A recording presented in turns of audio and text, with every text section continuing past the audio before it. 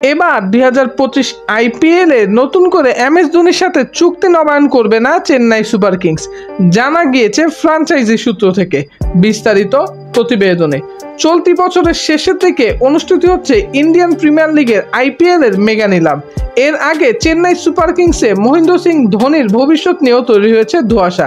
নিলামের আগে 4 জন ক্রিকেটারকে রিটেইন করার সুযোগ পাচ্ছে আইপিএল এর দলগুলো। আগামী 3 আসরের জন্য তারা এই ক্রিকেটারদের ধরে রাখতে পারবেন। ধোনি আর 3 বছর খেলা চালিয়ে যেতে পারবেন কিনা তা নিয়ে রয়েছে বড় প্রশ্ন।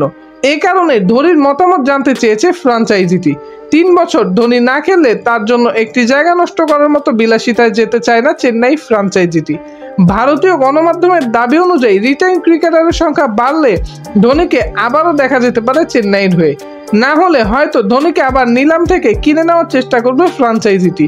2018 সালের নিলামের আগে ফ্র্যাঞ্চাইজি গুলো 5 জন করে ক্রিকেটার ধরে রাখার সুযোগ পেয়েছিল, তবে 2021 সালের নিলামে এই সংখ্যা কমিয়েছে বিসিসিআই। ক্রিকেটের জনপ্রিয় পোর্টাল ক্রিকবাজ জানিয়েছে চেন্নাই রিটেইন করতে পারে ঋতুরাজ গায়কোয়াড়, রবীন্দ্র জাদেজা, মাথিসা পাতিরানা ও শিবমন দুবের মতো ক্রিকেটারকে। রিটেনের সংখ্যা বাড়লে কেবল তারা ধরে রাখতে পারবে ধোনিকে। ফলে বলে দেয় যাচ্ছে ধোনির ভাগ্য এখন নির্ভর করছে অনেক যদি কিন্তুর উপর। সুপ্রিয় দর্শক, ধোনি যদি চেন্নাইয়ের হয়ে না খেলে তাহলে কোন দলের হয়ে খেলবে এবং আপনারা তাকে কোন দলের হয়ে দেখতে চান তা অবশ্যই কমেন্ট করে জানাতে ভুলবেন না।